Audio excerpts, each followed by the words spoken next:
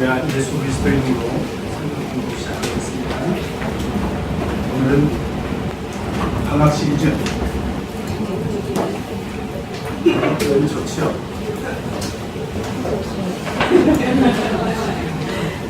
학교 다닐 때 왜 방학식이 왜 좋죠? 그냥 선생님이 방학식 하면 뭐가 좋아요? 방학하니까 좋죠. 근데 그렇게 보니까 방학식 날, 기간식 날이 참 좋았던 것 같아요. 여러분 들었어요? 제가 수업을 안 했거든요. 지금 하나요? 지금은 방학식 날도 수업을 해요. 저희 성경 공부는 방학식 날도 성경 공부를 합니다. 오늘은 20과죠. 20과. 마태복음 26장 47절에서 56절까지 한 구절씩 나눠서 교독하겠습니다. 47절 말씀하실 때에 12 중에 하나인 유다가 왔는데 내 제사장들과 백성의 장로들에게서 파송된 큰 무리가 검과 몽치를 가지고 그와 함께 하였다. 예수를 받는 자가 그들에게 문자를 받아가되 내가 입맞춘 자가 있으니 그를 잡아야 하리라. 곧 예수께 나와 라피어 안녕하시옵니까 하고 입을 맞추니 예수께서 가라사대 친구여 내가 무엇을 하려고 하는지 생각하시되 이에 저희가 예수께 손을 베어 잡으라. 예수와 함께 있던 자 중에 하나가 손을 떼어 검을 떼어 대제사장의 종을 쳐 그 귀를 떨어뜨리니 예수께서 이르시되 내 검을 고치시되 경자 검을 가진 자는 다 검으로 망하느니라. 너는 내가 내 아버지께 구하여 지금 12영 더 되는 천사를 보내시지 할 수 없는 줄로 아느냐. 내가 만일 그렇게 하면 이런 일이 있으리라. 성경이 어떻게 이루어지지도 하시더라. 그때에 예수께서 우리에게 말씀하시되 너희가 강도를 잡는 것 같이 검과 몽치를 가지고 나를 잡으러 나왔느냐. 내가 날마다 성전에 앉아 가르쳤으되 너희가 나를 잡지 아니하리라. 그러나 이렇게 된 것은 다 선지자들의 글을 읽으라 함이라. 이에 제자들이 다 예수를 버리고 도망하니라.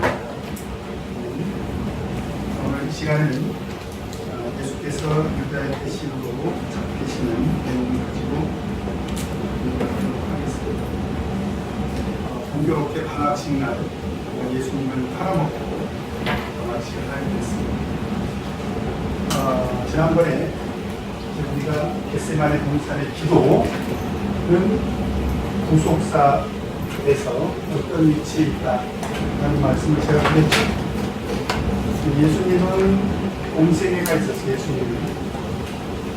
예수님의 공적 생애. 성경에는 뚜렷하게 몇 년 몇 개월이다 이렇게 나와 있지 않지만 요한복음에 예수님이 6월절에 예루살렘에 3번 올라가 있어요. 그래서 일반적으로 그 기간을 3년 6개월이라고 해요. 정확한 성경이 없습니다. 3년 6개월 동안 공생애를 이제 마감을 하셨어요. 예수님의 공생애는 더 이상 없습니다. 그리고 예수님은 십자가와 부활로 이제 우리 구속을 완성하시게 되죠. 그런데 그 공생애가 마감이 되고 예수 그리스도의 십자가를 앞두고 이제 예수님께서 겟세마네 동산에서 기도하셨다라는 거죠. 기도하셨다. 겟세마네 동산에서 기도는 바로 예수 그리스도의 십자가와 부활에 대한 증거다. 제가 그렇게 말씀을 드렸어요. 이게 왜 증거가 되냐면 예수님이 공생의 기간 동안에 예수님께서 세상에 오신 목적을 분명히 밝히셨죠. 그죠? 모든 인류를 구속하기 위해서 오셨고, 그리고 공생의 기간 동안에 이미 3차례 거쳐서 십자가와 부활에 대해서 예고를 했습니다. 그리고 기도를 하시는데 사실은 그 기도의 내용은 처음에 무엇으로부터 시작합니까? 하나님은 모든 것이 다 가능하시다. 하나님의 전능하심에 대한 그런 신뢰가 있었어요. 그리고 할만하시거든 어떻게 해달라고 했습니까? 십자가와 십자가를 지나가게 해달라. 그렇죠? 사실 그런 기도는 예수님의 공생의 기간 동안에 누누이 예수님께서 예고했던 그 십자가 고난에 대한 진정성을 의심하게 만들 수도 있는 기도죠. 그런데 기도의 결론은 어떻게 끝이 납니까? 그러나 내 뜻대로 마옵시고 누구 뜻대로 해달라. 아버지의 뜻대로 해달라. 그리고 세 차례나 충분히 기도하시고 결국 예수님은 그 십자가의 길을 묵묵히 가셨다. 그래서 바로 이 증거는 예수님의 십자가 구속에 대한 바로 진정성에 대한 증거다. 이렇게 말씀을 드릴 수가 있습니다. 그리고 이제 예수님은 결국 십자가를 지시죠. 그런데 그냥 십자가를 지신 것이 아니라 이제 오늘 예수님께서는 가룟 유다의 배신을 통해서 예수님이 십자가를 지시고요. 그 다음에 이제 우리가 개학을 하면 그때 예수님께서는 인류 역사상 단 한 번밖에 없었던 바로 재판, 그 재판을 받게 되는 겁니다. 그래서 이 두 가지 사건을 통해서 결국 예수님께서 십자가를 지시는데 예수님께서 이런 과정을 통해서 십자가를 지시는 것은 이런 필연적입니다. 왜 그러냐면 예수님께서 겟세마네 동산에서 이제 기도하시고 이제 일어나자 함께 가자 십자가 지시러 가는 거죠. 그렇지 않습니까? 예수님은 사실 십자가를 지시기 위해서 세상에 오셨으니까요. 그렇죠? 예수님이 그냥 골고다 언덕에 올라가시고 스스로 십자가 지고 돌아가시면 되잖아요. 그렇게 할 수가 없는 거죠. 그래서 우리가 여기서 이런 과정은 필연적이라는 거예요. 이런 과정은 필연적. 그리고 이런 과정에 하나님의 구속의 계획, 하나님의 구속의 계획 또는 경륜 이런 것들이 나타났다는 거죠. 그래서 예수님께서 가룟 유다에게 배신을 당하는 것은 필연적입니다. 왜냐하면 하나님의 구속의 계획을 이루는 그 과정에서 반드시 필요하다. 그리고 그런 구속의 계획에 대해서 예수님은 어떻게 하십니까? 순종을 하시죠. 순종을 하셨다. 순종하셨다. 같은 말이죠. 근데 우리가 당황스러운 것은 뭐냐면 하필 그 방법이 무엇이라는 것입니까? 배신이라는 것입니다. 사실 신앙적으로 보면 예수님의 십자가 고난은 굉장히 숭고한 가치가 있습니다. 왜냐하면 예수님의 그 희생을 통해서 모든 인류가 다 구속을 받았기 때문에 사실 예수 그리스도의 십자가 사건은 좀 추하지 않았으면 좋겠다. 이런 우리들의 사실 기대가 있지 않습니까? 그렇잖아요. 예수님의 십자가를 통해서 모든 인류가 다 구속을 받았기 때문에 좀 아름다워야 되고 이것은 굉장히 멋있어야 되고 굉장히 좀 매력적이어야 되고 좀 유식한 말만 하면 판타스틱 해야 되지 않습니까? 근데 굉장히 추하게도 예수님은 뜻밖의 배신의 과정을 통해서 십자가를 지셨다는 것이죠. 좀 당황스럽지 않습니까? 저만 당황스러운 그런 배신의 역사 속에서 예수님은 십자가를 지셨다. 오늘 저희들이 그 공부를 좀 하게 됩니다. 그러면 왜 가룟 유다는 배신을 했을까? 그걸 먼저 우리가 좀 같이 고민을 좀 해보도록 하겠습니다. 결국 가룟 유다가 배신을 어떻게 보면 하나님의 구속의 경륜 안에서의 덫에 걸렸다. 가룟 유다. 이렇게 볼 수도 있죠. 큰 틀에서 보면 하나님의 구속의 경륜 안에 있는 사건이니까 인간적으로 생각하면 재수없게 가룟 유다가 그 덫에 걸렸다 이렇게 볼 수도 있겠죠. 그런데 우리가 예수 그리스도의 공생의 전체를 통해서 한번 조명을 해본다면 가룟 유다가 예수님을 팔아먹을 수밖에 없는 필연적인 이유가 있습니다. 그게 뭘까요? 첫째, 가룟 유다는 구속에 대해서 전혀 이해를 못했다는 거죠. 무슨 가룟 유다뿐만이 아니죠. 사실 예수님 제자들도 아직까지도 예수님의 구속에 대해서 완전히 이해하고 있는 사람이 한 사람도 없습니다. 우리도 마찬가지예요. 저는 오늘날 우리도 마찬가지라고 생각합니다. 이미 예수 그리스도의 십자가 구속을 통해서 모든 인류를 구속하시는 이 구속 사업이 완성이 됐지만 그런 구속 사업이 완성된 가운데서 신앙생활하는 사람조차도 하나님의 구속에 대해서 이해를 못해요. 그러니까 하나님의 구속에 대해서 이해를 못하면 제가 말씀드렸죠. 확신 있는 신앙생활을 못합니다. 그리고 믿음이 성장하지 않아요.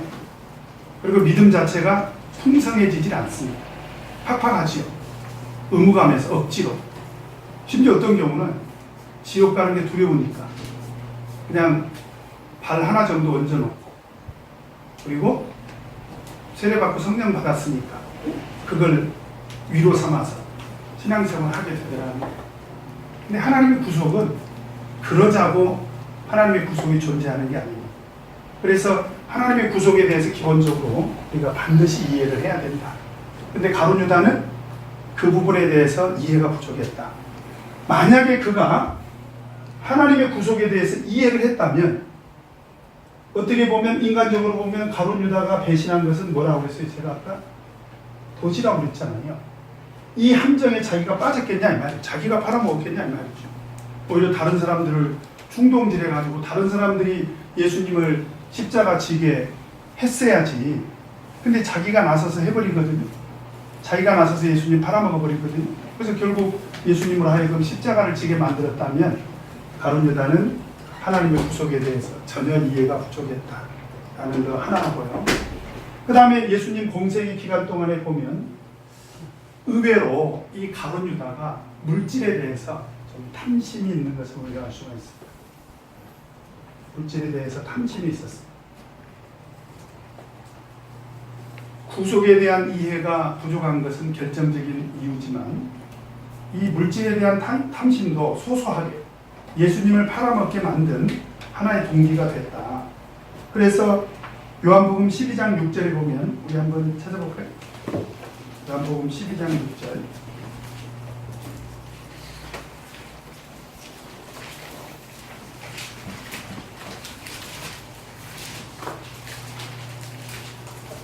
요한복음 12장 6절.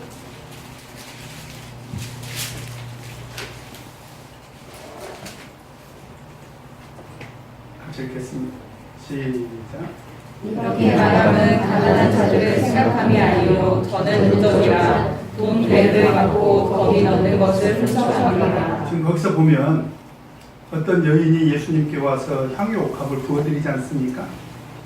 근데 가룟 유다는 그걸 보면서 무엇을 생각했어요? 이걸 팔아서 300데나리온에 팔아가지고 가난한 사람들을 도와야 된다. 표면적으로 보면 굉장히 근사한 주장이죠. 그렇지 않나요? 그런데 사실은 그렇게 해가지고 어떻게 할 욕심이 있었다는 거예요. 돈을 탐냈다는 거죠. 그러니까 그거를 300데나리온으로 바꿨다면 그 중에 일부를 또 자기가 훔쳐갔겠죠. 그죠? 그러니까 물질에 대한 탐심이 있었고 결국 그 물질에 대한 탐심이 예수님을 팔아먹을 때 어떻게 협상을 하느냐. 자, 우리 마태복음 26장 한번 보도록 하겠습니다. 마태복음 26장 15절. 예수님을 팔아먹을 때 26장 15절.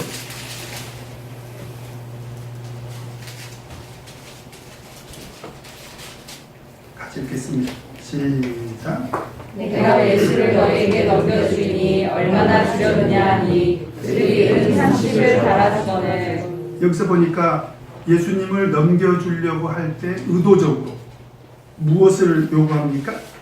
얼마나 주려느냐. 협상을 할 때부터 무엇을 요구하죠? 돈을 요구를 했다. 돈을 요구를 했다. 그리고 그들이 얼마를 주겠다고 약속을 합니까? 은 30을 달아서 주죠. 선불로 주죠. 그래서 그때부터 예수를 넘겨줄 기회를 찾더라. 그런데 왜 은 30이냐? 출애굽기 21장 32절에 보면요. 한번 찾아볼까요? 출애굽기 21장 32절.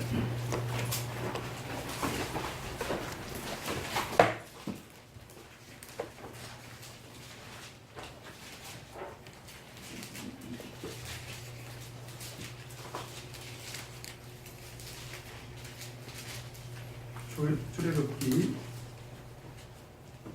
21장 32절 같이 읽겠습니다. 시작. 만일 남종이나 여종을 받으면 소임자가 은 30세겔을 그 상전에게 줄 것이요 손은 돌에 맞아 죽을지니라. 여기서 보면 남종이나 여종을 사악했을 때 거기에 대한 보상으로 얼마를 줘야 된다? 은 30을 줘야 된다. 그래서 그때 당시에 도비 한 사람의 몸값이 은 30이었습니다. 그러니까 예수님을 그 값에 판 거죠. 근데 사실 생각해 보면 이 은 30이라는 것이 화폐로 그때 당시 화폐로 환산을 해보면 120데나리온 정도 돼요. 120데나리온이면 데나리온이 하루 품삯이잖아요. 그러니까 한 달 월급을 30데나리온이라고 친다면 한 넉 달치 월급 정도 되죠. 운영된 넉 달치 월급. 그거 가지고 박은진 목자를 팔아먹을 수 있습니다. 좀 그러기에는 좀 그죠? 위험하죠? 그죠? 네, 한 40년치 월급을 준다면 몰라도 넉 달치 월급까지. 그죠? 이게 무슨 얘기냐면 물질에 대한 탐심이 있었던 것은 사실이지만 그 예수님을 그때 당시에 예수님의 어떤 위상, 예수님이 3년 6개월 동안의 공생의 기간을 통해서 예수님에게 주어진 그래도 위상이 있잖아요. 영향력이 있잖아요. 그걸로 놓고 본다면 물질의 탐심 때문에 예수님을 팔아먹었다. 이거 가지고 다 설명이 안 돼요. 그래서 또 하나 우리가 또 생각해 볼 수 있는 것은 뭐냐면 이 사람에게는 정치적인 야심도 있었다. 정치적인 야심도 틀림없이 있었다. 그래서 성경은 끊임없이 이 사람을 가롯 유다다 이렇게 소개하고 있습니다. 가롯 유다 또는 어떤 경우에는 가룟인 유다. 제가 예수님 제자 소개할 때 이거 설명 한번 했던 것 같은데, 그죠? 그래서 헬라어에 뭐라고 돼 있냐면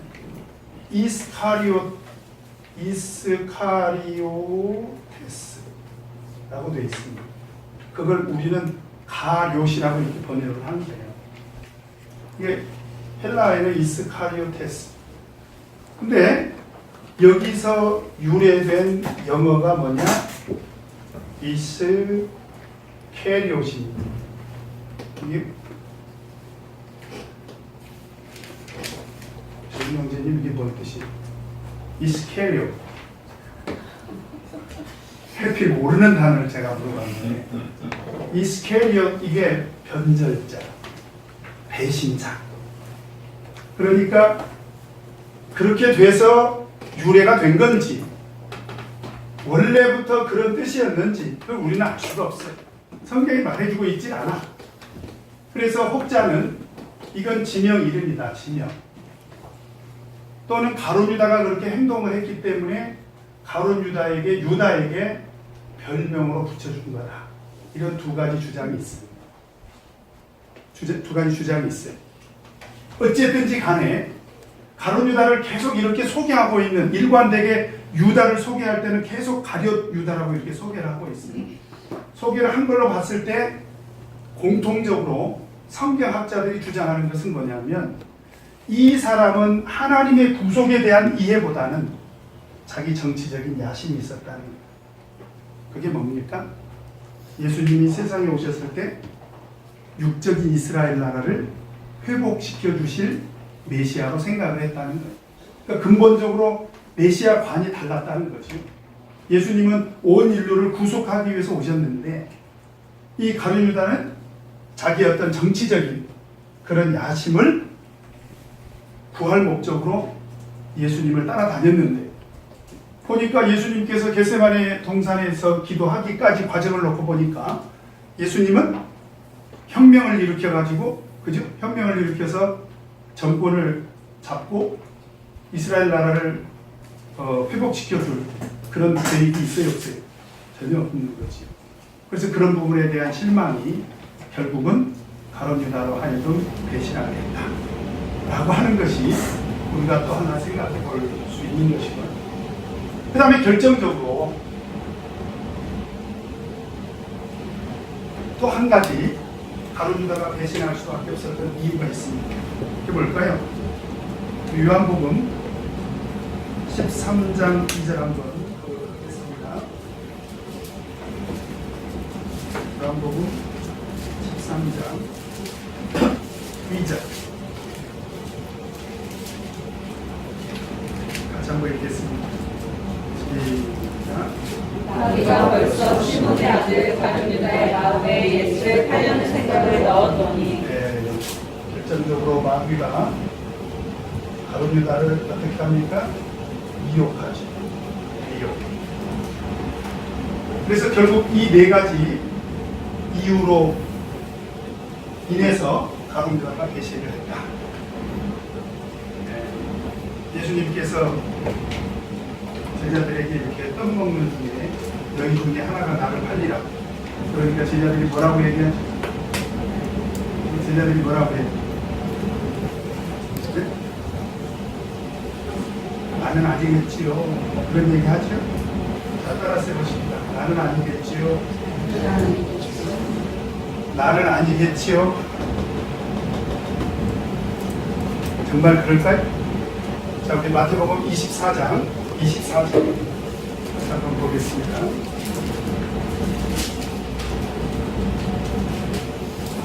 마태복음 24장 24절.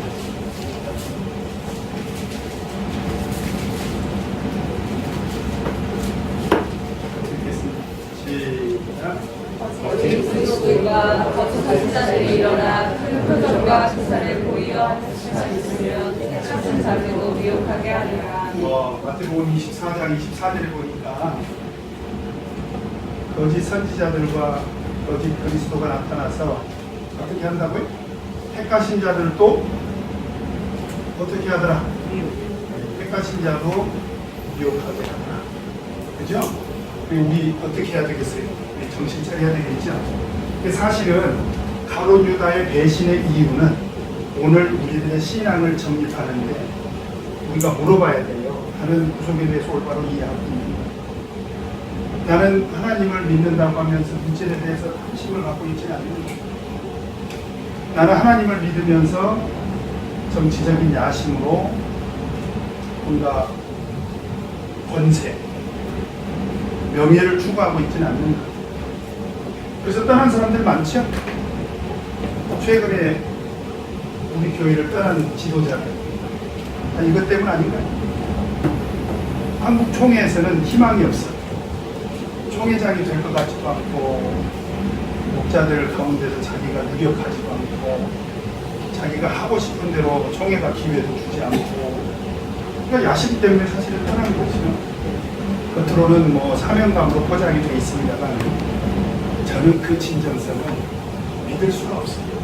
그러면 사명감은 뭐냐면 이름 없이 빚도 없이 감당하는 것입니다. 다른 사람들 위에 서가지고요 두드러지게 해야 될 이유가 뭐가 있어요? 재훈영입니다. 그래서 내가 다른 사람보다 더 찬송도 잘하고 다른 사람보다 더 반주도 잘하고 다른 사람보다 더 설교도 잘해야 되고 다른 사람보다 더 전도도 잘해야 되는 이유가 있어요? 그건 없죠. 우리는 경쟁하기 위해서 하나님을 믿는다.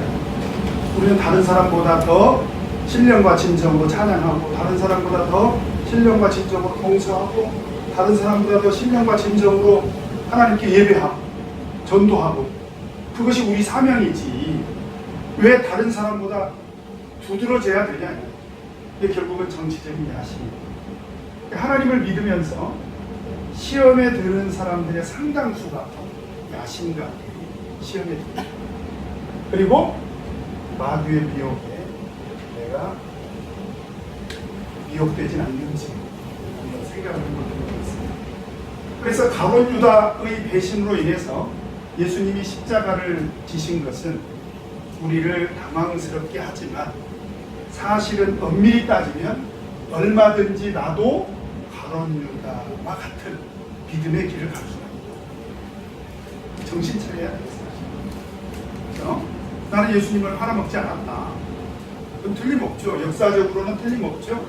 그런데 신앙적으로는 나도 그 길을 얼마든지 갈 수 있다. 그래서 우리는 구속에 대해서 올바로 이해해야 되고 물질에 대한 탐심을 극복해야 되고 정치적인 야심을 버려야 되고 마귀의 미혹을 항상 우리는 경계해야 되겠다.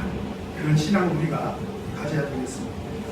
자, 그러면 오늘 본문 말씀 같이 한번 공부를 해보도록 하겠습니다. 1번 같이 읽겠습니다. 시작. 예수를 붙잡기 위해 온 사람들은 누구였는가? 자, 47절에 보니까 예수님을 붙잡기 위해서 큰 무리가 오는데요. 그죠? 47절에 보면 큰 무리가 옵니다. 큰 무리가 오죠? 근데 그 선두에 누가 섰어요? 누가? 네, 가룟 유다가 선두에 섰죠. 근데 그 가룟 유다를 뭐라고 소개하고 있습니까? 뭐라고 소개하고 있어요?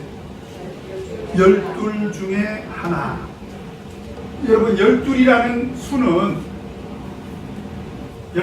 수는 완전수요. 그리고 예수님께서 12 제자를 제일 먼저 불렀지 않습니까? 그죠? 그래서 성경에 12 지파가 나오고요. 그 다음에 12 제자가 나옵니다. 이 구약시대 12 지파와 신약시대에 예수님께서 12 제자를 먼저 부르신 것은 영적으로 굉장히 이것은 은혜로운 그런 수예요. 그래서 이 수는 마지막 계시록에 보면 똑같이 등장을 합니다. 우리 계시록 한번 보도록 하겠습니다.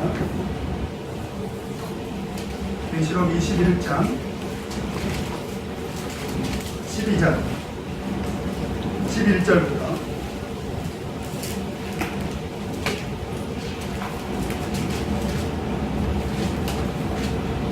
11절 읽겠습니다. 시작.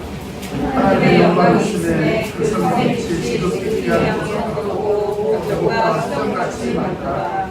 크고 높은 성곽이 있고 12문이 있는데 문에 12 천사가 있고 그 문들 위에 이름을 썼으니 이스라엘 자손 12지파의 이름들. 하나님의 영광 가운데 이스라엘 지파의 12지파의 이름이 기록이 되어 있고요. 그 다음에 14절에 보니까 14절 같이 읽겠습니다. 시작. 그 성의 성곽은 12 기초석이 있고 그 위에 어린 양의 12사도의 12 있더라. 하나님의 영광 가운데 12지파의 이름과 12제자의 이름이 기록이 되어 있다. 얼마나 영광스러운 이름이냐 이 말이죠. 그런데 가룟 유다는 그 12지파, 12제자에서 이탈해가지고, 그죠?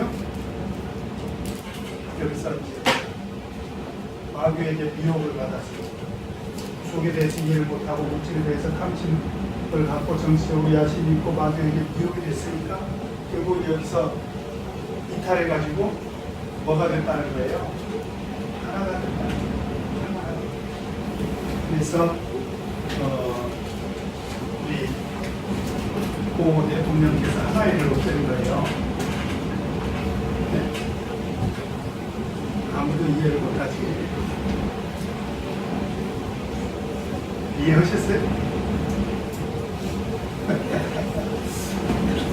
절대로 하나님의 가입을 하면 안 됩니다. 그러니까 사명으로 혼자 가는 길은 거룩한 길이지만 무리들에게서 이탈해가지고 혼자 고립되는 것은 그러니까 그 12 중에 하나인 가룟 유다가 지금 예수님을 배신하고 예수님을 지금 팔아먹기 위해서 큰 무리를 끌고 온 거죠. 근데 그 사람들을 보면 다시 우리 마태복음 26장으로 다시 돌아가세요. 자, 누구를 데리고 왔느냐? 47절 보면 누구를 데리고 왔습니까? 대제사장들과 백성의 장로들에게. 그때 당시에 대제사장 그리고 장로들은 종교 지도자들이죠. 그런 종교 지도자들이 파송한 그런 무리가 왔다. 그래서 사복음서를 놓고 비교를 해보면 사복음서에는 약간의 조금씩 차이가 있습니다. 그런데 사복음서를 종합적으로 보면 여기에는 분관들도 포함이 되어 있어요. 분관. 그리고 나중에 누가복음에 보면 대제사장들과 장로들도 와요. 그게 무슨 얘기냐면 보낸 자들이 먼저 왔고, 그러니까 이렇게 이해할 수가 있습니다. 그래서 가룟 유다를 선두로 해가지고 그들이 보낸 대제사장이나 장로들이나 이런 사람들이 보낸 파속들이 먼저 왔고 그 뒤에 이어서 대제사장들이나 그리고 장로들이 따라왔다. 이렇게 우리가 이해할 수가 있을 것 같습니다. 어쨌든지 간에 지금 굉장히 큰 무리들이 왔다. 큰 무리들이 왔다. 그래서 어떤 성경학자들은요, 예수님을 체포하기 위해서 그때 당시에 동원된 그런 사람들이 약 200명 정도 됐을 것이다. 200명 정도. 성경에 기록되어 있지 않으니까 우리가 알 수가 없습니다만, 어쨌든 예수님께서 나중에 뭐라고 여기에 대해서 표현을 하시냐면 53절에 보니까 53절에 너는 내가 내 아버지께 구하여 지금 12영 더 되는, 여기서 12영이라고 하는 것은 군사용어거든요. 여러분 그 밑에 짧은 주석 한번 보면 12영은 몇 명 정도 되는 군대라고 기록되어 있습니까? 5병 6,100명, 그 다음에 4병 726명. 그러니까 그들이 지금 어느 정도 규모로 왔는지를 짐작케 하는 말이죠. 한두 명이 잡으러 왔으면 예수님이 이런 말씀 안 하시죠. 근데 상당히 큰 무리가 예수님을 잡으러 왔기 때문에 거기에 상대적으로 예수님께서 내가 이렇게 많은 군대를 동원해가지고 이 사람들을 얼마든지 물리칠 수도 있다, 이런 말씀을 하신 거죠. 그 다음에 두 번째로 2번 같이 읽겠습니다. 시작. 예수를 부잡기 위해 온 사람들은 어떻게 무장하고 왔는가? 자, 어떻게 무장으로 갔습니까? 검. 그때 당시 일반적으로 군인들은 무기를 뭘로 가졌느냐? 검을 가졌습니다. 검. 그래서 혹자는 이 사복음서에 다 나와 있질 않아요. 근데 혹자는 뭐라고 주장하냐면 로마 군인도 예수님을 체포할 때부터 동원이 됐을 것이다. 그러니까 나중에 이제 로마 군병이 예수님 창으로 허리를 찌르지 않습니까? 그 이전부터 이미 로마 군인이 동원이 됐다, 이렇게 주장을 하는 사람들도 있습니다. 그 다음에 검뿐만 아니라 또 뭘로 무장을 했습니까? 몽치로 무장을 했는데, 몽치는 뭐냐면 나무 몽둥이, 나무로 만든 그런 몽둥이를 깔았다. 그러니까 옛날에 우리 전투경찰들 혹시 전투 출신 있습니까? 전투경찰들이 방패하고 왼손에는 방패, 오른손에는 몽둥이. 경찰공. 경찰봉, 굳이 경찰봉이라고 생각하는 몽둥이 가졌잖아요.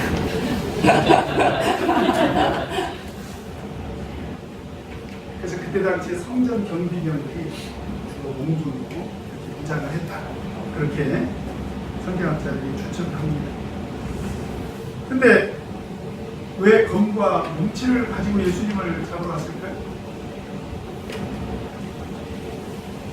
왜 검과 몽치까지 동원해가지고 큰 무리들이 예수님을 잡으러 왔을까요? 아까 제가 말씀드렸죠. 그때 당시 예수님의 위상이나 위치가, 영향력이 굉장히 컸기 때문에 한두 사람이 가서 해결할 수 있는 일은 아니다. 그렇죠? 뿐만 아니라 이렇게까지 해서라도 이 사람들은 예수님을 반드시 체포해야 되겠다. 그러니까 참 기이한 것은 뭐냐면 예수님은 가룟 유다의 배신, 그 다음에 이런 많은 무리들을 동원해서 반드시 체포될 수밖에 없는 필연적인 길을 가고 계십니다. 하나님의 구속의 계획 안에서 이루어진 일이기 때문에 그렇게 될 수밖에 없는 거예요. 만약에 한번 생각해보세요. 예수님을 붙잡으려고 왔는데 한두 사람이 붙잡으러 왔어. 그러니까 예수님 제자들이 그냥 싹 어떻게 같이 몸싸움 해가지고 다 물리쳐버리고 그리고 예수님이 다른 데로 가버리셨다. 그럼 이상하지 않습니까? 근데 예수님을 반드시 체포를 해야 되겠다. 이런 의지를 가지고 이 사람들은 무장까지 해서 큰 무리가 예수님께 나아왔다. 이렇게 볼 수가 있는 것입니다. 그 다음에 3번 같이 읽겠습니다. 시작. 예수를 붙잡기 위해 그들은 어떤 계획을 가지고 나왔는가? 자, 큰 무리가 왔을 뿐만 아니라 예수님을 체포하기 위해서 한번 봅시다. 첫 번째로는 굉장히 큰 무리가 왔다. 한 200명 정도 된다고 추측을 한다고 보고요. 그 다음에 이 사람들이 그냥 온 것이 아니라 어떻게 왔다고요? 무장하고 왔다는 거죠. 무장으로 왔는데 세 번째로 이 사람들이 예수님을 붙잡기 위해서 어떻게 합니까? 48절에 보니까 예수를 파는 자가 그들에게 뭘 짰다고 그랬어요? 분호라는 게 뭐야? 분호. 이게 군사작전입니다. 군사작전이죠. 그래서 자기들만이 아는 군사 암호죠, 암호.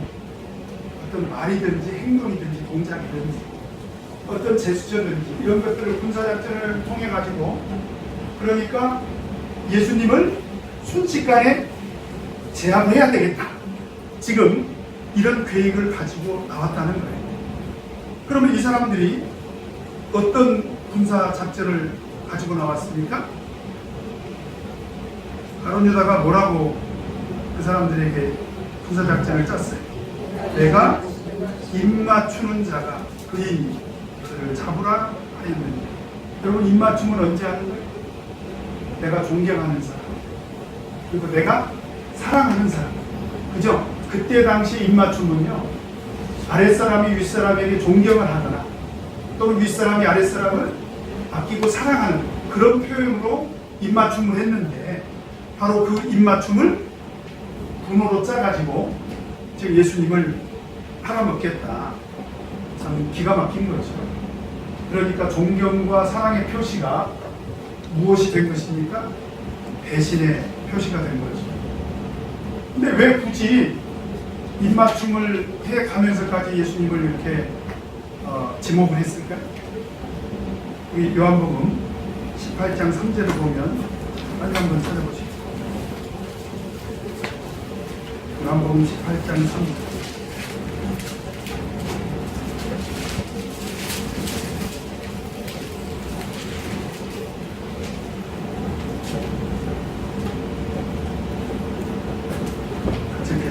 시작. 유다가 정대와 및 제사장들과 바리새인들에게 얻은 하수들을 데리고 등과 회와 광기를 가지고 그리로 오는지라. 무장을 한 군인들이 어떻게 오죠? 등과 횃불을 가지고 오죠. 왜 그랬을까요? 이 시간이 어떤 시간이었음을 알 수가 있습니까? 어둠 속이었다. 어둠 속에서 예수님을 지목하려니까 손가락으로 가리켜서는 쉽지 않았겠죠. 그러니까 군사작전을 짜가지고 예수님께 가서 가룟 유다는 입을 맞추고 존경과 사랑의 표시인 그런 입을 맞추고 결국 그 신호를 신호로 해가지고 결국 예수님을 체포를 하겠다. 지금 그런 것입니다. 그 다음에 4번 같이 읽겠습니다. 시작. 유다에게 배신을 당할 때 예수님은 어떤 반응을 보이셨을까? 그래서 이제 가룟 유다가 나와가지고 예수님께 뭐라고 인사합니까? 라삐여 안녕하시옵니까? 예수님이 뭐 라삐이기도 하지요. 제자들이 예수님을 부를 때 라삐라고도 하지 않습니까? 그때 당시에 뭐 선생, 라삐 같은 말이죠. 어쨌든 선생으로서 라삐로서 예수님께서 제자들에게 불리웠던 것 사실이지만 이 상황에서 라삐라고 하는 것은 사실은 이 사람은 지금 예수님을 구주로 인정하고 있지 않다는 것이기도 하죠. 그렇죠? 그래서 라삐여 안녕하시옵니까? 하고 입을 맞췄습니다. 그러자 그런 가룟 유다를 보면서 예수님께서 뭐라고 말씀하십니까? 가룟 유다, 네가 그럴 수가 있어. 너 나쁜 놈이구만. 예수님께서는 그렇게 말씀을 안 하시고 뭐라고 뜻밖에도 뭐라고 호칭을 해주십니까? 친구예요. 이때 이 친구는요 아주 친밀한 동료 관계를 말합니다. 아주 친밀한, 정말 친밀한 그런 동료를 향해서 친구여 그러는데, 친구여 내가 무엇을 하려고 왔는지 뭐라고 합니까? 행하라. 그럼 가룟 유다가 그렇게 행동하는 것이 옳다 그런 얘기입니까? 그게 아니고 오늘 본문 말씀을 보면 54절에 같이 한번 읽겠습니다. 54절 같이 읽겠습니다. 이런 일이 있으리라. 성령이 어떻게 이루어지고 56절. 그러나 이렇게 된 것은 다 선지자들의 글을 이루려 함이니라 하시더라. 자, 이것은 가룟 유다의 행동이 옳아서가 아니라 하나님의 구속에 대해서 예수님께서 어떻게 하겠다는 거예요? 적극적으로 순종하겠다 이런 것입니다. 옳아서가 아닙니다. 그렇게 행하라. 그것은 가룟 유다의 행동이 정당성이 있어서가 아니라 그런 가룟 유다의 배신적인 행동을 통해서 하나님의 구속의 계획이 성취가 되기 때문에 오히려 그런 하나님의 구속의 계획에 대해서 예수님은 그런 하나님의 구속의 계획에 대해서 내가 적극적으로 순종해야 되겠다라고 하는 그런 의지를 표현한 것이다 라고 이렇게 이해를 할 수가 있습니다. 그 다음에 5번 같이 읽겠습니다. 시작. 예수를 붙잡으려고 할 때 제자 중 하나가 보인 반응은 무엇인가? 자, 이런 상황에서 예수님은 아주 적극적으로 하나님의 구속의 계획이 이제 성취가 되는 과정이니까 예수님은 적극적으로 체포에 응해서 이제 결국 재판을 받으시고 이제 십자가를 지시려고 이제 각오를 다지고 있는데 갑자기 이 상황에서 돌발적인 상황이 벌어집니다. 제자 중에 한 사람 누구죠? 뭐 다 잘 아시죠? 요한복음을 보면 바로 그 사람이 누구냐면 베드로입니다. 베드로. 바로 베드로가 검을 빼들어 가지고 대제사장의 종, 이름이 뭐죠? 말고입니다. 아니면 말고, 근데 그 말고가 이제 그 말고를 검으로 귀를 베버리고 맙니다. 근데 요한복음 18장 3절을 보면, 10절을 보면 그 말고의 귀가 오른쪽 귀였대요. 오른쪽 귀. 그럼 내가 칼을 휘둘러 가지고 오른쪽 귀를 베려면 어떻게 해야 되겠지? 어떻게 해야 될까요? 칼을 어떻게 휘둘러요? 오른쪽 귀가 이렇게. 그래서 많은 성경학자는 베드로가 진짜로 살 의를 가지고 죽여버리는 거예요. 참 중요한 일이죠. 베드로가 그 사람을 그냥 예수님을 붙잡아 가려고 하니까 충성심에 죽여버리려고 칼을 그냥 이렇게 휘둘렀다는 거예요. 이렇게 자 휘두르면 이렇게 휘두르면 싹 휘어면서 오른쪽 귀가 그죠? 그랬다는 거예요. 살의를 가지고 죽일 의도를 가지고 만약에 그래가지고 그 사람 죽어버렸으면 어떻게 됐을까요? 네? 뉴스 속보에 나오죠. 세상을 구속하기 위해서 세상에 오신 예수님의 수제자인 베드로가 대제사장 제사장의 종 말고를 옥을 베서 죽여버렸다. 이렇게 뉴스에 나오지 않겠습니까? 굉장히 아찔한 그런 상황입니다. 자, 그런 행동을 보시고 6번 읽겠습니다. 시작. 예수님은 그 제자에게 어떤 말씀을 하셨는가? 베드로의 행동은 동기를 본다면 동기, 예수님을 보호할 목적으로 한 것은 틀림없죠. 맞죠? 그런데 도리어 예수님께서는 책망을 하셨습니다. 책망을 뭐라고 하셨습니까? 52절에 뭐라고 했어요? 검을 가지는 자는 검으로, 그러니까 너는 망할 짓을 했다. 그러므로 너는 망할 놈이다. 이렇게 예수님이 엄청난 책망을 하신 거예요. 그러면서 하시는 말씀이 내가 무능해서 지금 가만히 있는 게 아니라는 거예요. 그래서 우리가 오늘 이 가룟 유다의 배신과 그 다음에 예수님께서 그런 가룟 유다의 배신에 대해서 적극적으로 순종하는 것이 예수님이 무능해서 그런 게 아니라는 거죠. 예수님은 하나님으로서 전능하시지 않습니까? 하나님 전능하시잖아요. 근데 착각하지 마라. 내가 지금 이렇게 이 군사들이 나를 잡으려고 왔을 때 내가 그냥 순순히 내가 이렇게 그들의 군사작전에 그냥 응해가지고 이렇게 내가 그들의 체포에 이렇게 응하는 것이 내가 무능해서 그런 게 아니라는 거예요. 그게 아니다. 내가 무능해서 그런 게 아니다. 그래서 예수님께서 맘만 먹으면 12영이나 되는 그런 군사들을 동원해가지고 한 영이 아까 몇 명이라고 했어요? 6,800명 정도, 그죠? 그러면 12영 정도 되면 몇 명 정도? 한 7만, 8만 명 정도 되잖아요. 그러니까 나는 순식간에 엄청나게 많은 군사들을 동원해서 얼마든지 해결할 수 있다.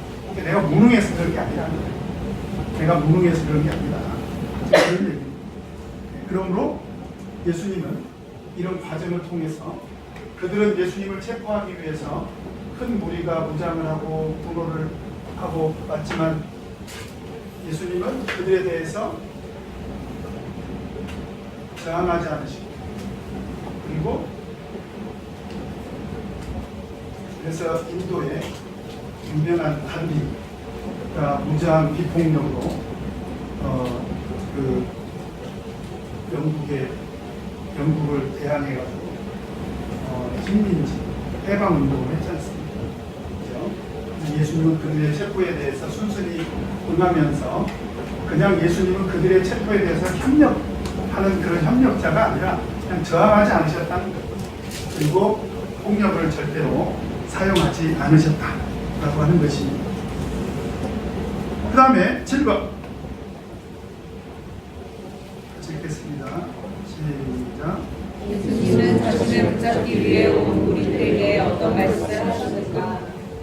지금 예수님께서 이제 칼을 빼서 저항하는, 폭력을 사용하는 그런 베드로를 책망하시고 나서 자기를 붙잡기 위해서 온 무리들에게는 뭐라고 또 말씀을 하시냐면, 너희가 강도를 잡는 것 같이 이렇게 주장을 하고 왔냐.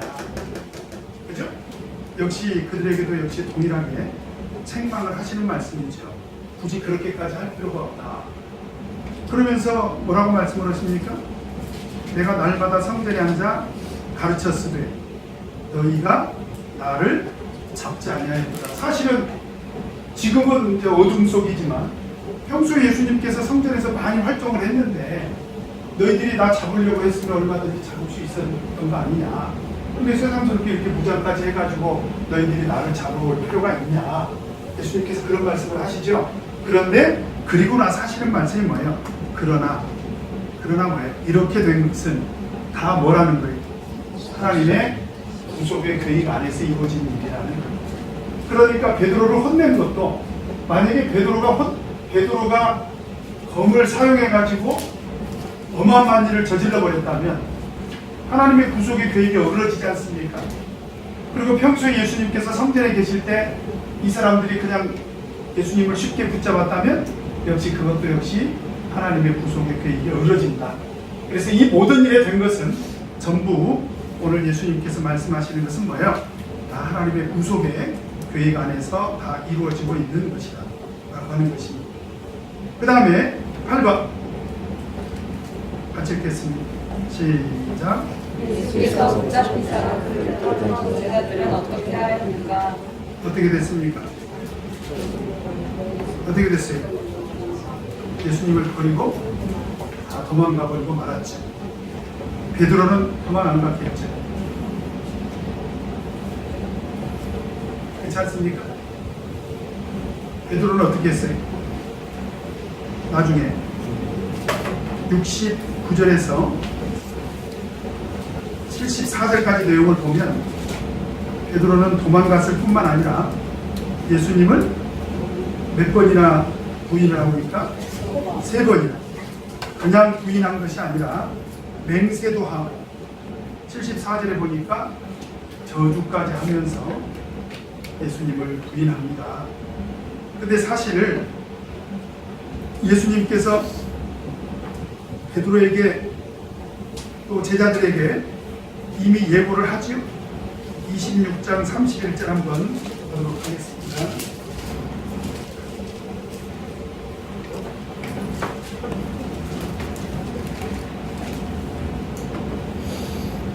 읽겠습니다. 31절 시작.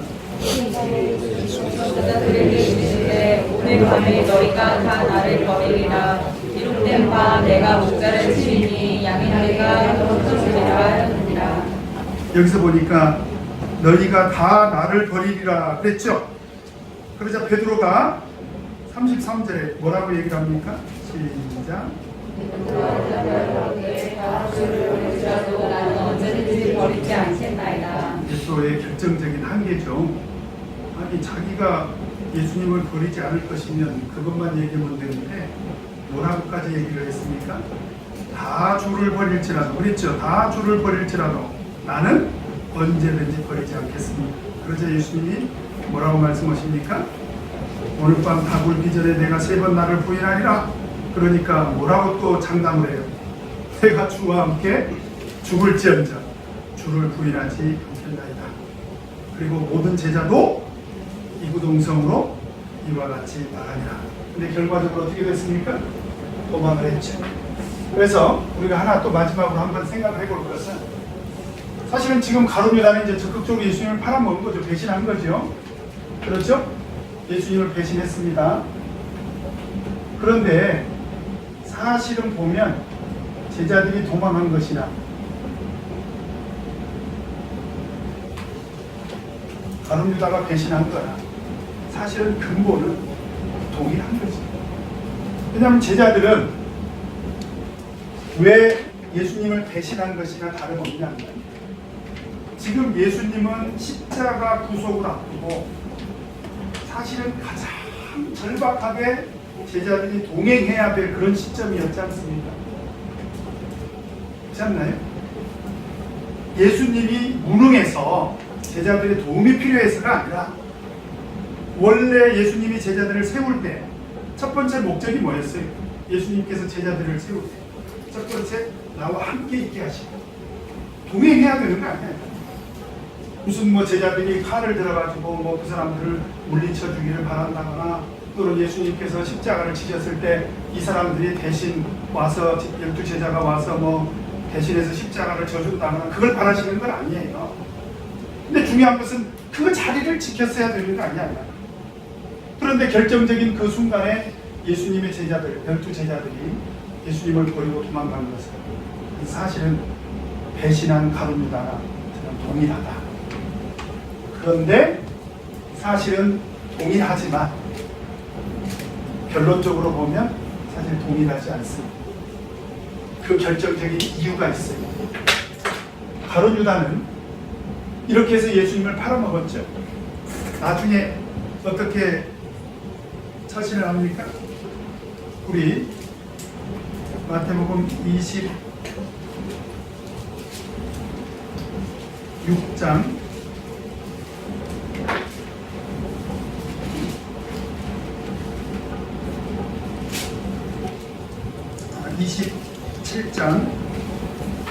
3절 같이 한번 보겠습니다. 시작. 예수를 한 유다가 그의 정죄됨을 보고 스스로 뉘우쳐 그 은 30을 대제사 장교가 장로들에게 도로 갖다 주며 여기서 보니까 가룟 유다가 그런 예수님을 배신하고 그 뒤에 가서 뉘우치죠. 뉘우치지 않습니까? 마태복음 27장 3절에 보면 뉘우쳐요.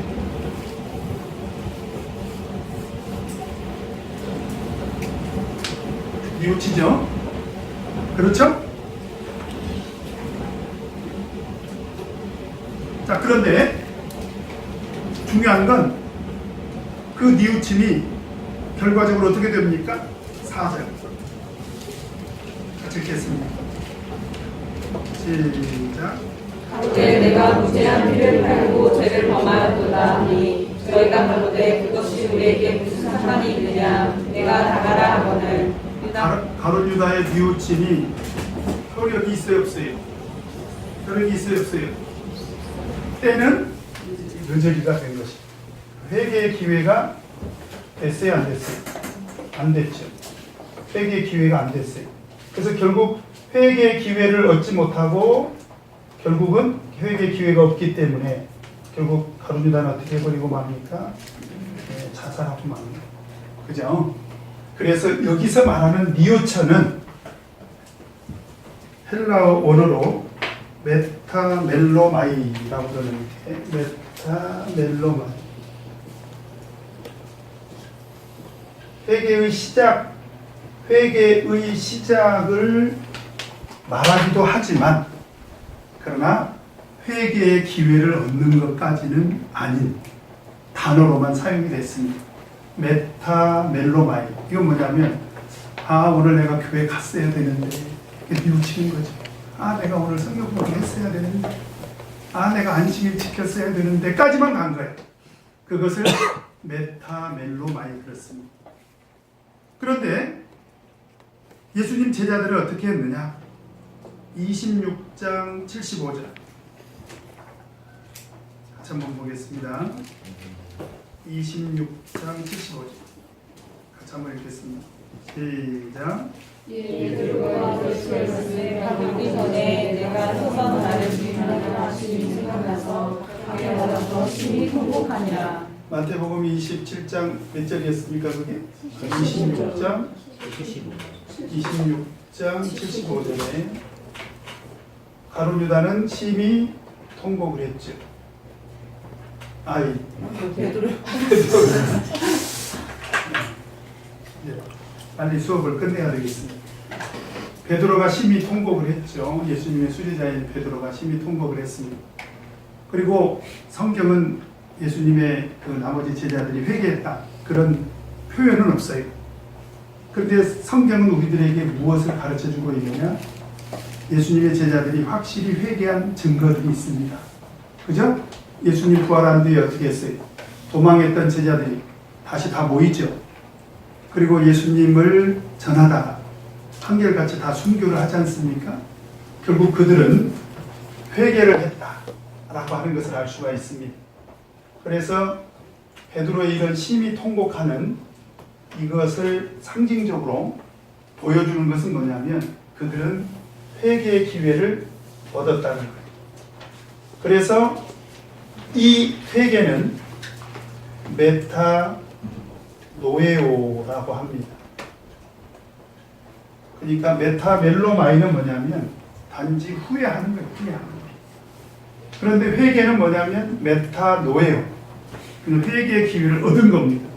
그러니까 안식일에 교회를 갈까? 그건 메타멜로마이. 안식일에 교회를 안 가니까 너무 괴로워. 이제라도 가야지. 그게 회개라는 거예요. 이해가 되십니까? 내가 예수님을 팔아버렸구나. 그것은 회개의 기회가 없는 거잖아요. 이미 이제 끝나버렸지 않습니까? 그래서 성경을 보면 회개의 기회를 얻지 못하는 것이 가장 큰 저주입니다. 그죠? 회개할 기회를 얻지 못하는 것은 가장 큰 저주죠. 그래서 오늘 제자들이 비록 도망은 갔지만 어떻게 보면 가룟 유다의 배신이나 3자의 입장에서 보면 동일한 것 같지만 나중에 그들의 삶을 놓고 본다면 제자들은 회개하고 돌이켜서 예수님을 위해서 다들 순교적인 그런 신앙생활을 했다라고 하는 것을 알 수가 있습니다. 자, 그러면 오늘 본문 내용 살피기는 이것으로 마치고요. 내 삶에 적용하기 같이 한번 보도록 하겠습니다. 1번 내 삶에 적용하기 1번 같이 읽겠습니다. 시작. 열두 제자 중에 하나인 가룟 유다는 재물에 눈이 어두워 스승이신 예수님을 배신하고 말았습니다. 생명의 주요 사랑의 스승인 예수보다 재물을 선택한 참으로 어리석은 삶을 산 것입니다. 나는 혹시 재물의 눈이 어두워 예수님을 떠나려 한 적은 없습니까? 나는 어떤 상황 가운데서도 생명의 주이시오 사랑의 스승이신 예수님을 선택할 용기가 있으니까. 마태복음 6장에 보면 사람이 두 주인을 섬길 수 없다. 그러면서 그 두 주인이 무엇과 무엇이죠? 하나님과 그 다음에 재물이죠. 그때 이 재물이 뭐냐면 만몬입니다. 만몬. 여러분들 만몬이 좀 들어봤어요? 물질 만능 주. 그때 그 재물이 만몬이에요. 만몬. 그때 당시에 사람들이 섬기던 그런 재물의 신이었다는 거죠. 여러분 생각해 보면 하나님과 재물이 서로 견줄 수 있는 것입니까? 근데 왜 예수님께서 이렇게 말씀을 하셨을까요? 얼마든지 사람은 하나님을 버리고 재물을 선택할 수도 있다는 거죠. 결국 가룟 유다가 예수님을 배신하게 된 이유 중에 하나도 뭐냐? 물질에 대한 탐심이었다라는 것입니다. 그 다음에 두 번째로 2번 읽겠습니다. 시작. 예수님은 사랑하는 제자로부터 배신을 당하는 순간에도 마음의 평화를 유지하며 오히려 큰 사랑의 모습을 보여주셨습니다. 나는 사랑하는 사람에게 혹시 배신을 당한 경험은 없습니까? 나는 배신을 당할 때도 끝까지 마음의 평화를 유지하며 그 사람을 따뜻한 사랑으로 대할 수 있는 큰 사랑을 소유하고 있습니까? 배신을 당하면서 마음의 평화를 유지할 수 있는 사람은 있을까요? 네. 왜 이렇게 세게 흔들어요? 그러나 예수님이시기 때문에 가능했을 것이고, 예수님은 그 길이 비록 내가 배신을 당한 것이지만 그 길을 통해서 하나님의 구속의 계획이 성취되는 것이다 라고 믿었기 때문에 마음의 평화를 유지했을 것이다. 무슨 얘기냐면 우리가 신앙생활 하면서 배신뿐만 아니라 우리가 상처받는 일도 있고 뭐 희생을 우리가 해야 되는 일들이 많이 있지 않습니까? 근데 그것이 하나님의 뜻을 이루는 길이다라고 믿어진다면, 그리고 내가 그 하나님의 뜻을 이루는 것이 내 사명이라고 생각한다면 우리는 마음의 평화를 유지할 수가 있겠죠. 예수님은 아마도 그런 믿음으로 그 가룟 유다의 배신을 이렇게 넉넉한 모습으로 극복을 하신 것이 아닌가 이렇게 생각이 듭니다. 그 다음에 3번 시작. 예수께서 붙잡히시고 만났던 제자들은 모두 도망가 버리고 말았습니다. 결코 자신만은 예수를 버리지 않겠노라고 호언장담했던 베드로까지도 주를 버리고 도망한 것입니다. 나는 시련과 핍박이 올 때에 예수님을 떠나 도망하려 한 적은 없었습니까? 나는 시련과 핍박이 올 때 끝까지 믿음을 지키며 예수님을 부인하지 않을 자신이 있습니까? 네, 그래서 오늘 공부한 것 중에 가장 우리가 생각해야 될 게, 나는 과연 어떤 신앙생활을 하고 있냐, 구속에 대해서 진짜 온전히 이해하고 있냐, 물질의 탐심을 온전히 극복하고, 그래서 물질로 인해서 내가 신앙을 버리거나 물질로 인해서 내가 내 신앙을 소홀히 한 적은 없는지, 그럴 가능성은 없는지, 나는 신앙생활을 하면서 어떤 권세를 얻거나 명예를 얻는 쪽에 관심이 있는 것은 아닌지, 나는 마귀의 미혹에 미혹된 적은 없는지 그걸 끊임없이 우리는 생각을 해야 되겠다라고 하는 것이 사실 어느 누구도 이것으로부터 저는 자유롭지 못하다고 생각을 해요. 어느 누구도. 베드로까지도 예수님을 세 번 부인하지 않습니까? 장담해서 되는 것은 아닌 것 같고요. 결국 항상 하나님의 구속을 우리가 온전히 이해하고 그렇게 되면 아마 나머지 것들도 다 해결이 되겠죠. 그래서 항상 우리는 예수님을 대신하지 않는 그런 신앙생활을 해야 되겠다라고 하는 것입니다. 그 다음에 적용 포인트 같이 한번 읽겠습니다. 시작. 예수께서는 탐욕의 눈이 어두워진 제자로부터 배신을 당하시고 붙잡히시게 됩니다.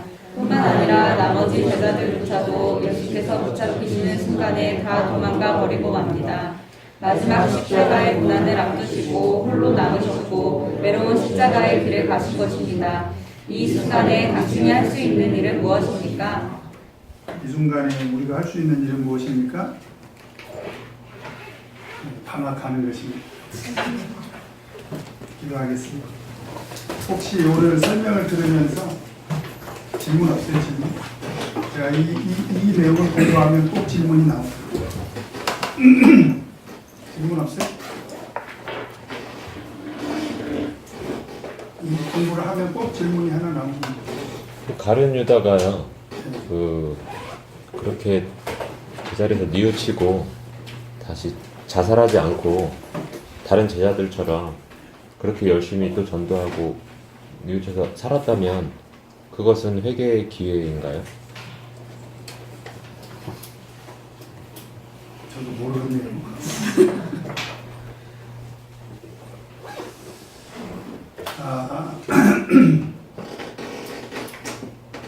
예수님은 십자가에 매달아 버리고 네. 예수님은 죽게 만들고 네. 그리고 자기는 회개하고 가능할까요?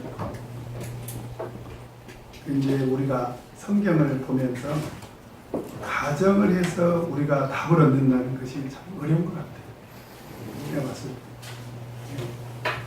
이론적으로 말한다면 뉘우쳐서 온전히 회개해가지고 하나님께서 불쌍히 여기셔서 그 회개를 받아주셔가지고 구원받았다 이렇게 말할 수도 있겠지. 근데 분명한 것은 뭐냐면 가룟 유다는 회개할 기회가 없다는 거예요. 왜냐하면 예수님을 은 30냥을 돌려줬다 하더라도 그런 예수님을 구주 예수님을 대신해서 십자가에 매달아버린 그런 행위를 한 것이거든요. 그것이 용서될 수가 있을까? 저는 그런 부분에 대해서 생각을 해보거든요. 그래서 우리 용훈 형제가 예수님 만남 물어보고 싶어요. 그래서 그 배신하고 교회를 떠난 사람들이 진정으로 뉘우쳐서 다시 평생을 그거는 조금 달라요. 이제 예를 들면 우리가 배교를 하지 않습니까? 배신, 배교. 예수님을 이제 배신한 거고 진리와 교회를 떠나서 배교한 사람들이 회개하고 돌이키면 회개의 기회를 하나님께서 주실 거냐? 주십니다. 기본적으로 주신다고 봐요. 그런데 히브리서에 보면은 또 한 번 비침을 얻고 그랬잖아요. 그런 말씀 있잖아요. 타락한 자들은 다시 새롭게 할 수가 없다. 또 그러기도 하더라는 거죠. 왜냐하면 예수님을 다시 십자가에 못 박아 현저히 욕을 보인다라고 하는 말씀이 있거든요. 그래서 제가 생각할 때는 배교한 사람들이 다시 돌이키면 하나님께서 회개할 기회를 주시지만 또 그렇지 않는 경우도 있다. 그러니까 어려운 거예요. 이거를 그냥 이론적으로 생각하면 회개하고 돌이키면 다 하나님께서 구원해 주신다. 이론적으로는 가능하지만 그것을 가정을 해가지고 답을 얻는다는 것이 쉽지가 않습니다. 어떤 질문이 나오냐면 왜 하나님은 가룟 유다가 배신할 줄 알면서 12 중에 한 사람으로 가룟 유다를 픽업했냐 그런 생각 안 해보셨습니까? 이건 예수님의 오판 아니냐. 그죠? 예수님이 오판하신 거예요. 이 질문은 아담과 하와가 죄를 지을 줄 알면서 선악과를 동산 중앙에 두신 것과 똑같은 질문이에요. 그죠? 그래서 이런 질문들은 의미가 없어요. 답을 얻을 수가 없어. 그건 하나님의 구속의 경륜 안에서 되어지는 일들을 우리가 왜 하나님께서 가룟 유다가 배신할 줄 알면서 왜 12제자 중에 한 사람으로 이렇게 하셨나? 오늘날도 사실은 마찬가지죠. 우리가 물과 성령으로 거듭나서 하나님의 이적 기사를 막 어마어마하게 경험하고 또 떠나버린 사람들이 많잖아요. 왜 그런 사람들에게 성령을 주셨냐? 우리가 답을 얻을 수가 있습니까? 답을 얻기가 어렵죠. 그죠? 자, 중요한 것은 뭐냐? 오늘 이것입니다. 그죠? 나도 얼마든지 미혹당할 수 있다. 그렇게 되지 않도록 우리는 하나님의 구속을 온전히 이해하는 것이 훨씬 더 중요하다라고 하는 것입니다. 자, 우리 같이 기도하고 성경 공부하겠습니다.